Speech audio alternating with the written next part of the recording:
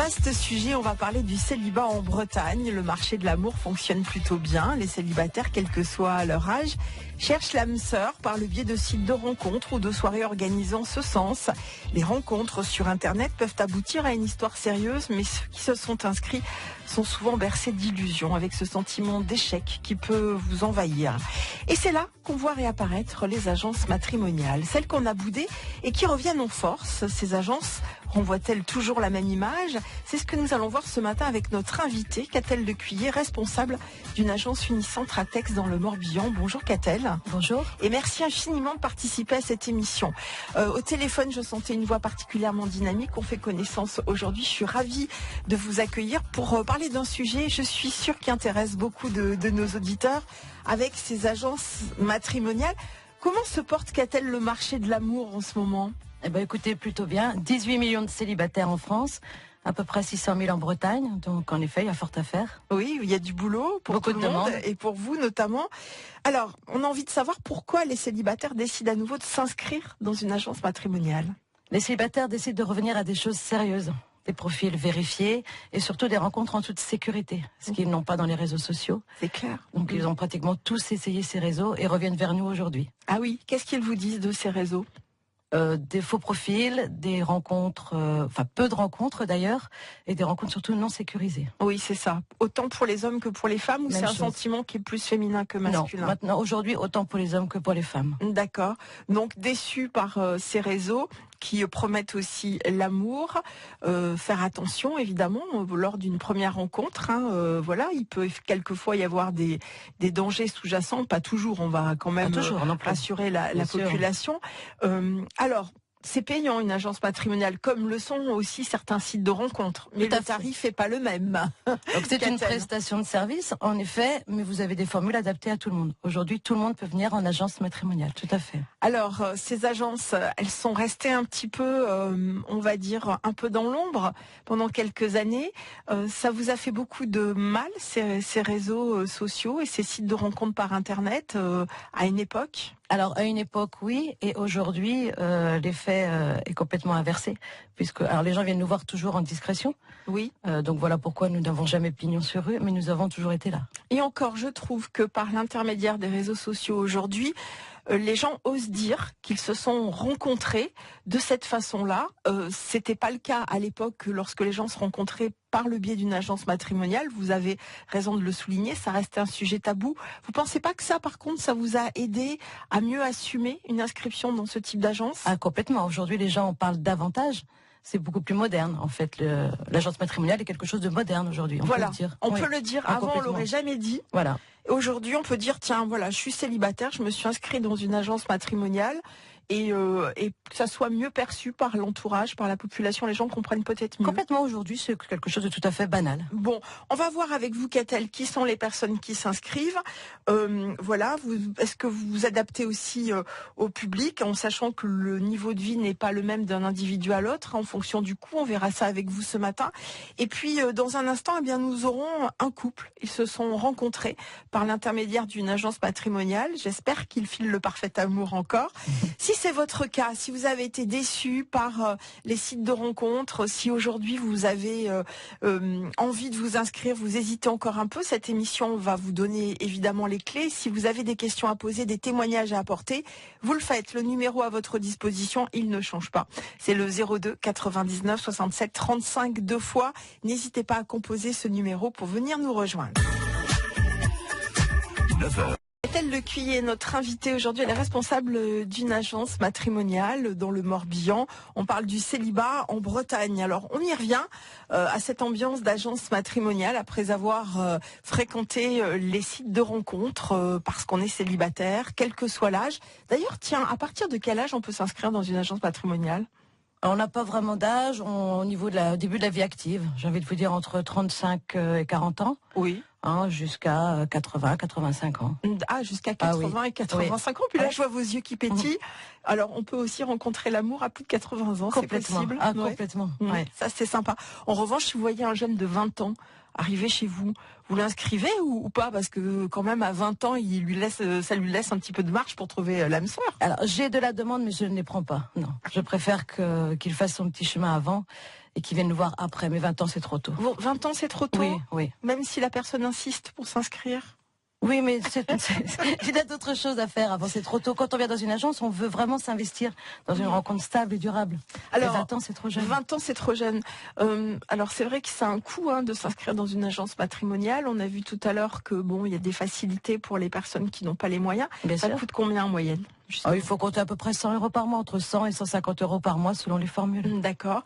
Vous vous adaptez en sachant que le niveau de la vie n'est pas le même d'un individu à l'autre? Complètement, Oui. complètement. Ouais. Ça vous faites aussi. Tout à D'accord. Alors, la grande question, elle arrive.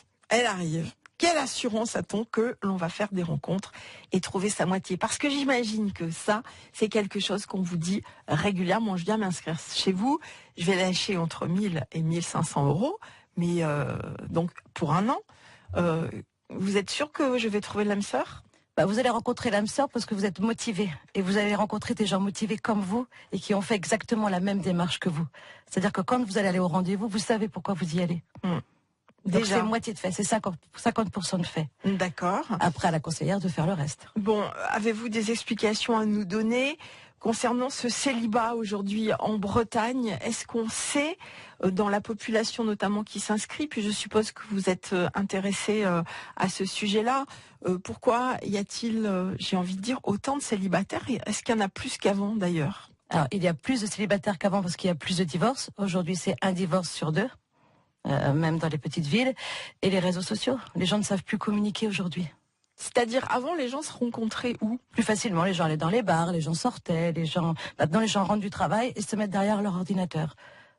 Via les réseaux sociaux. Parce que qu'est-ce qu'on dit dans la majorité des cas, les couples, les gens se rencontrent et forment un couple sur le lieu de travail.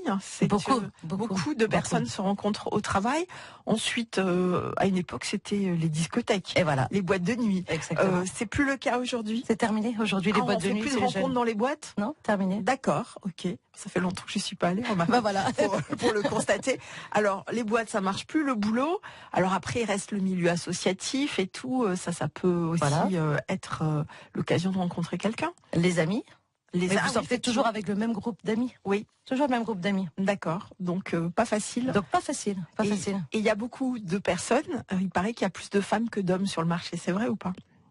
C'est faux, moi je dirais que c'est faux. C'est complètement équilibré. C'est vrai, par exemple, sur votre fichier aujourd'hui, sur le nombre de personnes inscrites, il y a autant d'hommes que de femmes et la parité est respectée? C'est équilibré, oui. La différence, un homme va venir beaucoup plus rapidement après un divorce ou un veuvage. Alors voilà. C'est ce qu'on disait, c'est-à-dire qu'on est célibataire parce que souvent on est divorcé, homme ou femme. Oui. Qu'est-ce qui peut amener un célibat Un veuvage. Un veuvage. Et puis peut-être la difficulté de vivre à deux, de pas avoir trouvé la bonne sans être marié et tout, de pas avoir trouvé la bonne personne. Tout à fait. Tous les gens qui s'inscrivent chez vous, c'est des gens qui, vous le pensez, sont aptes à vivre en couple, quelquefois, oui. Oui. Tout le monde est prêt. Vous leur diriez sinon, parce qu'il y a des espèces d'ours mal léchés, des hommes, des femmes d'ailleurs, bien sûr, qui ont l'habitude de vivre seuls depuis plusieurs années, et vivre en couple, ça demande aussi un travail, une remise en question. Tout à fait, mais quand vous faites la démarche de vouloir rencontrer quelqu'un, vous êtes déjà dans ce cheminement de changer. Vous savez que votre vie, elle va changer. Vous le savez pertinemment. Ah oui.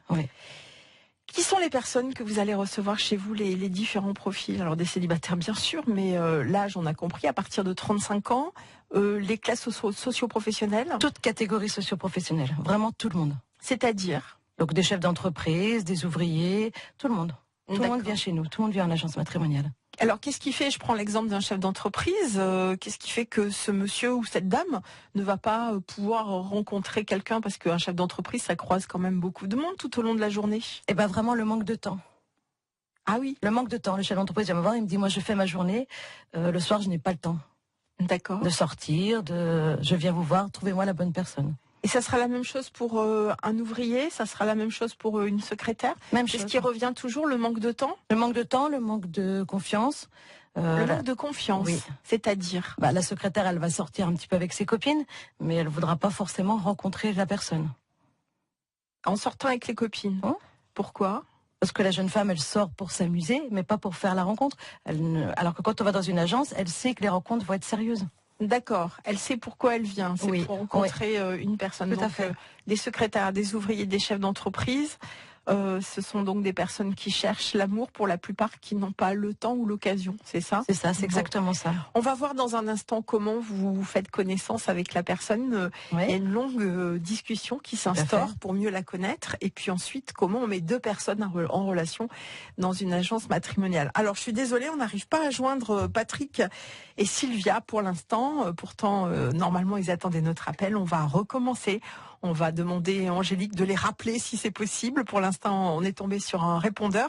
Si vous avez des témoignages à nous apporter également concernant des rencontres que vous avez pu faire via, par exemple, une agence matrimoniale, on peut changer votre prénom si vous voulez rester discret, ou via un réseau social, eh bien, n'hésitez pas à nous joindre au 02 99 67 35 deux fois. On n'arrive pas à joindre Patrick et Sylvia. Est-ce qu'au dernier moment, ils ont décidé de ne rien dire, de se rétracter? Ils se sont rencontrés via une agence matrimoniale et on aurait bien aimé avoir leur témoignage aujourd'hui. On est avec Catel Lecuyer, responsable de l'agence Unicentre dans le Morbihan. On va parler donc de ces entretiens, c'est-à-dire que lorsqu'une personne motivée, et vous y tenez, Catel, vient vous voir, vous prenez rendez-vous et votre rôle va être dans un premier temps de faire connaissance avec cette personne et d'en savoir plus, un, sur sa personnalité et deux, sur ses motivations. Comment procédez-vous? Donc c'est l'entretien qui va durer à peu près 1 heure. En général, je vais au domicile de la personne. J'aime bien rencontrer la personne dans son univers. Donc c'est déjà beaucoup plus facile. Et après, c'est vraiment un entretien découverte. Donc la personne va parler de ses attentes, va me parler de sa personnalité, de son tempérament, son caractère, ses centres d'intérêt. Et à partir de là, c'est à moi de lui trouver la personne qui va correspondre. Vous prenez des notes, vous enregistrez, comment vous avez l'habitude de travailler? On s'appuie sur des questionnaires qui sont vraiment très détaillés, des questionnaires confidentiels. D'accord, c'est un questionnaire type que vous avez, que vous remplissez donc d'une façon manuscrite au fur et à mesure. Tout à fait. Avec la personne. Pensez-vous que l'appartement, la maison, c'est révélateur déjà de la personnalité? Ça vous permet d'avoir une idée sur la personne? Tout de suite, vous avez tout de suite une idée de la personne, en effet. Avec l'intérieur, la manière dont c'est décoré ou pas d'ailleurs. Voilà. Ça dépend, voilà. Oui. Et la personne est beaucoup plus à l'aise chez elle. Oui. Elle vous reçoit telle qu'elle est. D'accord. Ça, c'est important. Ça, c'est important. Ah, oui. Donc, vous allez remplir ce questionnaire. Ça dure à peu près 1 heure. L'entretien dure 1 heure à peu près, oui. D'accord. Vous êtes surprise quelquefois par ce que vous entendez dans les réponses ou émues aussi? Quels sont les sentiments que vous ressentez face à une personne qui cherche l'âme sœur? Alors, je dirais plutôt de l'émotion, mais ça, c'est quasiment à chaque fois. Parce que les personnes sont quand même très, très attachantes. Et elles vous racontent aussi un petit peu leur vie, leur parcours? Alors, pas un petit peu, vous racontent complètement leur vie. Ça dure qu'1 heure, ça, pour raconter sa vie? Je dis 1 heure, mais c'est 1 heure, 1 heure et demie, en effet. Oui, parce que c'est quelquefois long, donc elles vous racontent aussi souvent leurs échecs, parce que j'imagine que quand, c'est pas péjoratif ce que je vais dire, mais quand on se retrouve dans une agence matrimoniale ou sur un site de rencontre, c'est que quelque part, il y a aussi une notion d'échec. C'est ressenti un peu de cette façon-là? C'est complètement ressenti comme ça, bien sûr. Oui. Et vous, qu'est-ce que vous leur dites? Qu'est-ce que vous leur promettez en quelque sorte? Nous, on leur redonne confiance. On leur dit qu'ils vont rencontrer la bonne personne puisqu'ils vont rencontrer des gens qui font exactement la même démarche, qui sont exactement dans la même situation. Et on se reconstruit à deux. Et se reconstruire à deux, c'est beaucoup plus facile.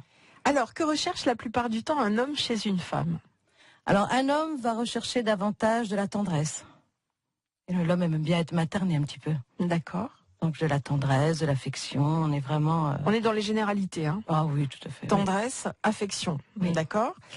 Et pour les femmes, qu'est-ce qu'elles recherchent chez un homme? Une épaule. Elles veulent vraiment se reposer. Elles veulent vraiment une épaule.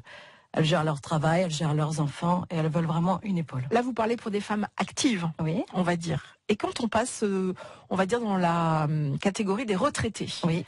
Là, du coup, on a plus de temps. Est-ce que les recherches vont être les mêmes? Non, on recherche vraiment quelqu'un pour partager des activités. Parce que les seniors sont quand même très très actifs aujourd'hui, donc c'est vraiment partager des balades, des restaurants, diverses activités, des voyages. C'est vraiment ça. Ouais. D'accord.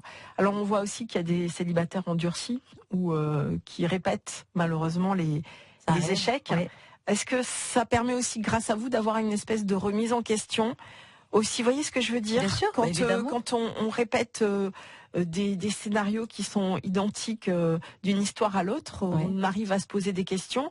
Est-ce que vous permettez aussi de leur dire peut-être ce qu'il faudrait modifier chez l'homme ou la femme pour que les choses aillent mieux? Mais ils viennent nous voir aussi pour ça, bien sûr, ils attendent des conseils. C'est le rôle de la conseillère. Vous en donnez? Exactement. Vous en donnez? Quel genre de conseils vous pouvez donner? Alors ça peut être sur des façons de comportement. On est dans une phase quand même de séduction, dans une démarche de séduction. Parfois, il faut un petit peu leur expliquer, il y a quand même des codes à tenir. Par exemple? On invite la jeune femme au restaurant, on l'invite à prendre un café, on est courtois, on est galant. Et il faut rappeler ça, quelquefois, ces messieurs. Oui, on a oublié tout ça. D'accord, ça c'est pour les hommes, mais on va essayer de respecter la parité aujourd'hui. Voilà. Chez la femme, qu'est-ce que vous avez tendance à lui dire pour améliorer son image et sa façon d'être? Qu'on est aussi dans une démarche de séduction. Donc, quand on va à un entretien, à un rendez-vous, on s'habille, on se maquille, on fait aussi des efforts, bien sûr, des deux côtés. D'accord. Après, il y a des femmes ou des hommes qui vont vous dire que l'aspect physique, c'est secondaire, que ce qui est important aussi, c'est ce qu'ils ont à l'intérieur d'eux. Bien sûr. Donc, voilà, la beauté intérieure, comme on dit, parce qu'il n'y a pas que le physique qui compte. Qu'est-ce que vous répondez à ça? Moi, je vous dis les deux comptent. Les deux comptent. Il faut qu'il y ait des affinités, tout simplement. Dans les recherches que font ces personnes, hommes ou femmes, est-ce que certains n'ont pas tendance à chercher le mouton à 5 pattes? Vous voyez ce que je veux dire? Finalement peu. Oui. C'est-à-dire l'homme qui va chercher la femme parfaite, belle, intelligente, riche, et puis la même chose chez la femme qui va chercher un homme ayant, on va dire, de l'argent, une belle voiture, plutôt séduisant, bien habillé, qui aurait toutes les qualités requises à leurs yeux en tous les cas. Finalement, on a très peu ce genre de personnes, très très peu. Les gens veulent vraiment rencontrer des gens comme eux, des gens vraiment qui leur correspondent. Et on n'a pas beaucoup de rêveurs, très peu. Non, mais ils existent quand même. Ils existent forcément de temps en temps, mais vraiment très peu. Alors on va voir dans un instant comment ça se passe à partir du moment où vous avez rempli votre fiche.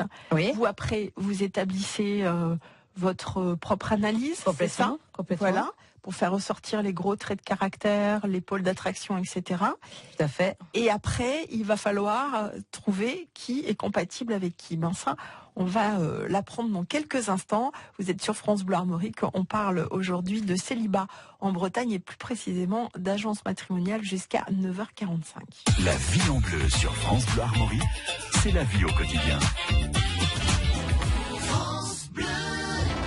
Vous cherchez une idée de sortie ou vous voulez faire connaître la vôtre? Le bon réflexe, c'est le site internet de votre radio, francebleu.fr. À tout moment et partout, trouvez...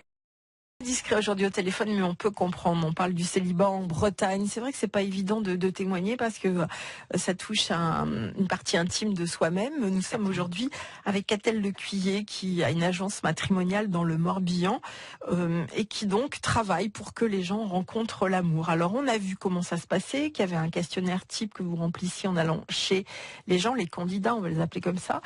Et donc après, vous faites vous-même vos propres fiches et l'intérêt, ça va être de mettre des gens en relation sans vous tromper. Il y a quand même aussi là un engagement de votre part. Comment ça se passe à ce moment-là? Vous avez les gars d'un côté, les filles de l'autre. Est-ce que vous faites aussi des rencontres gays ou Non, c'est juste voilà, c'est juste hétéro. Juste hétéro. Ouais. D'accord. Donc vous avez les filles d'un côté, les gars de l'autre. Comment vous allez ensuite matcher? En fait, trouver les personnes qui pourraient bien s'entendre. C'est vraiment en fonction déjà de la personnalité de chacun. Après, en fonction de leur goût, en fonction de leur caractère et en fonction de leurs souhaits. Et quand vous les avez vus 1h30, vous êtes capable déjà de déterminer tout cela? Ah oui, tout de suite. On va très très vite à l'essentiel, très vite. Il y a des gens qui cachent bien leur jeu aussi, vous le savez. Mais pas chez nous. Vous avez affaire à un service qui est payant. Donc à partir de là, vous n'allez pas pour raconter n'importe quoi. Bon. Vous savez pourquoi vous venez. D'accord. Donc on cache pas son jeu. Bon. Donc à un moment, il va falloir trouver la personne qui va aller avec l'autre personne. Exactement. Bien. Et alors ça se passe comment? Vous avez des fiches à un moment et des photos. Vous dites tiens, celui-ci irait bien avec celle-ci irait peut-être bien avec celle-ci. Et comment ça se passe? Vous appelez les personnes, vous leur envoyez un petit message pour leur dire j'ai quelqu'un pour vous. Je leur envoie un petit courrier ou un mail et où là je les préviens. Je leur dis écoutez, voilà, je vous ai trouvé quelqu'un, il s'appelle comme ça, il fait telle profession, il a tel âge et sa situation matrimoniale est celle-ci. Bon, d'accord. Donc ça, vous faites, vous envoyez ces messages des deux côtés. Des deux côtés. Donc le monsieur est galant, d'accord, et courtois, et c'est lui qui va appeler la jeune femme ou la dame. Ok. Voilà. Et là après, on va essayer de toujours comme ça que ça marche. presque toujours comme ça. Aujourd'hui, les dames appellent. Mais oui, c'est ce que. Oui, aujourd'hui, les dames appellent, mais les messieurs aiment bien, c'est galant. Bon, on d'accord. reste un petit peu chacun à sa place. Ok. Est-ce que par exemple, vous appelez une personne, une femme en l'occurrence, pour lui dire j'ai trouvé quelqu'un pour vous. Oui. Il correspond à votre demande. Est-ce que spontanément, elle va pas vous dire est-ce que je peux le voir en photo? Non, parce qu'ils le savent à l'entretien, je leur dis. On n'a pas d'échange de photos. Mais il n'y a plus de charme après. Il n'y a plus le charme de la rencontre, il y a la photo. Pas du tout, pas de photo. Pas de photo. Pas de photo. Non. Ah donc alors comment ils vont se reconnaître? Alors, on va essayer de recréer les rencontres de hasard. Donc, ils ont leur numéro de téléphone respectif. Ils se donnent un lieu de rendez-vous dans un endroit neutre. Et là, c'est facile, on se retrouve à tel endroit. Et après, c'est le hasard qui va... Enfin, c'est pas le hasard. Non, c'est pas le hasard, justement. Enfin, il y a une part, faut le dire quand même si c'est la vous magie avez travaillé en amont, il y a la magie, il y a un peu de hasard, parce que vous n'êtes pas non plus, j'aimerais bien, la fée Clochette, mais vous faites tout pour les mettre ensemble pour que ça aille bien. Mais il y a toujours cette petite part de mystère qui restera et qui fait tout le charme de la rencontre. Exactement, ça c'est la magie de la rencontre. D'accord. Non, j'ai pas de baguette magique. Ok, comment ça se passe les rendez-vous le premier en général? C'est un repas au resto? C'est un pot dans un endroit bien précis? Un verre, une promenade dans un jardin? Oui, une balade au bord de la mer, on prend un café quelque part et on discute. D'accord. Bon, et là, vous êtes discrète. Là, je n'interviens pas. Mais à l'issue de l'entretien, ils vont m'appeler individuellement pour m'expliquer. Ça fait partie du jeu. C'est-à-dire quand on s'inscrit, il faut faire un compte rendu à Catel. Ça, c'est indispensable. C'est ce qui va nous permettre d'avancer par la suite. D'accord. On va le comprendre, on va les apprendre à les connaître davantage. Alors, qu'est-ce qu'il en ressort souvent de cette première rencontre? Ça marche pas à tous les coups. Alors, ça marche pas à tous les coups, mais quoi qu'il en soit, on leur garantit une rencontre agréable. Et ça se passe toujours comme ça. Ils ont toujours une rencontre sympa, agréable. Forcément, ils ont fait la même démarche. Oui. Mais à partir de là, si ça ne fonctionne pas avec la première personne, ce sera une deuxième rencontre et une troisième, jusqu'à ce qu'on va pouvoir leur présenter la bonne personne. Mais vous avez assez de gens inscrits sur votre fichier pour, proposer comme ça de nouvelles rencontres régulièrement? Je fais des adhésions tous les jours. On fait des adhésions tous les jours. Heureusement, parce qu'on forme des couples quasiment tous les jours. Donc, heureusement, oui. D'accord. Alors, quand ça ne fonctionne pas, pourquoi ça ne fonctionne pas? Alors il y a différentes raisons. Ça peut être un trait de caractère qui ne fonctionne pas. Ça peut être le physique. Parfois ça ne passe pas. Ah oui, ça joue. C'est sûr que ça joue. Et si vous envoyez les photos avant, ça serait plus simple. Mais il se passe rien sur une photo. Il n'y a pas de charme. Il n'y a pas le regard. Il n'y a pas le sourire. Il n'y a pas la séduction. Il n'y a rien. Il y a rien. Et pourtant, on doit vous les demander assez régulièrement. De temps en temps. De temps en temps. Mais régulièrement, elle me dit, mais si vous aviez montré la photo, je ne serais pas avec lui aujourd'hui. Est-ce qu'on vous dit tout lors du premier rendez-vous? On vous raconte tout ou quelquefois on peut garder des choses pour soi on me raconte presque tout. C'est vrai? Ah ouais, vraiment, ouais. Et donc après, il y a le deuxième rendez-vous. Oui. Là aussi, on vous raconte tout au deuxième rendez-vous? Ah oui. Et à quel moment on ne vous raconte plus rien? Alors souvent on me raconte plus rien quand ils sont vraiment en couple. Et là on m'oublie rapidement. On me dit merci, au revoir et on m'oublie rapidement. Alors le taux de réussite en fait sur ces rencontres comme ça sur lesquelles vous travaillez, vous avez un chiffre à nous donner? Alors on est autour de 70% de réussite. 70% de réussite. Ouais. En un an, on doit pouvoir faire à peu près combien de rencontres? Alors ça va vraiment être du cas par cas. D'accord. Il y a des gens qui font beaucoup de rencontres, d'autres beaucoup moins. C'est vraiment du cas par cas. En fonction des attentes, en fonction des demandes. J'ai des gens qui sont demandeurs, d'autres qui me disent je veux très peu de rencontres, mais sélectionnez bien. D'autres qui me disent écoutez non, je préfère en voir davantage. Et non, il y a très très peu. Il n'y a pas de règle à ce niveau-là. Ça finit par quoi ça? Par des mariages, par des bébés, quand on est en âge d'enfer, par des Pax, par quoi ça se termine ces rencontres? Alors moins de mariages, des Pax un petit peu. C'est-à-dire que souvent ils viennent nous voir après un divorce ou un veuvage. Donc par une vie commune, mais pas forcément par des mariages. C'est un petit peu fini ça aujourd'hui. D'accord. Et les gens qui s'engagent comme ça, c'est pour une période. Alors c'est vrai que quand on est en couple, on ne sait jamais combien de temps ça peut durer. On espère que c'est le plus longtemps possible. C'est aussi dans cet état d'esprit qu'on vient vous voir en se disant qu'on vient rencontrer l'homme ou la femme de sa vie et jusqu'à la mort. C'est ce qu'on me dit toujours. Je viens trouver la bonne personne, mais je veux que ce soit la dernière. Voilà ce qu'on me dit à chaque fois. Bon, et tout à l'heure, en début d'émission, on arrive là à la fin, mais je voulais revenir sur des gens qui ont plus par exemple, de 70 ans ou de 80 ans.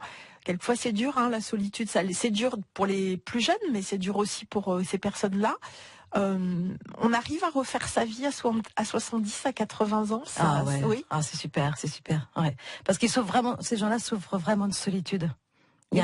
Ah oui, vraiment. Et là, on leur apporte vraiment la solution. Parce que c'est plus un choix, ça peut l'être à 30 ans d'être célibataire, ou à 40, voire à 50 ans. Quand on l'a jamais décidé, on perd son conjoint ou sa femme, on se retrouve seul. Et là, il va falloir refaire sa vie avec des habitudes qu'on a pu prendre. Donc c'est encore un autre regard que vous avez par rapport aux seniors. C'est complètement différent. Et les seniors souffrent vraiment de solitude dans le sens où les enfants sont partis. Souvent, les enfants sont loin. Et ils se retrouvent vraiment très, très seuls. Ouais. Et là, c'est génial. Et là, génial. Et là, c'est parfait. Ah ouais, parfait. Bon, voyez, il y a de l'espoir. Merci, Catel. Bien sûr qu'il y a de l'espoir, heureusement. Aujourd'hui, si vous êtes seul et si vous cherchez un compagnon ou une compagne, vous avez cette possibilité-là. En tous les cas, ce qui est rassurant, c'est de savoir qu'il y a des gens qui ont envie aujourd'hui de vivre en couple, qui sont sincères, qui ont envie de vraiment fonder quelque chose de sérieux. Merci Catel pour cette émission. Merci beaucoup d'avoir passé ce moment avec nous aujourd'hui. Bon retour dans le Morbihan, où de nouveaux couples, grâce à vous, vont sûrement se former dans les semaines à venir. Merci Catel. Merci à vous. Bonne journée. Bientôt, merci. Au revoir.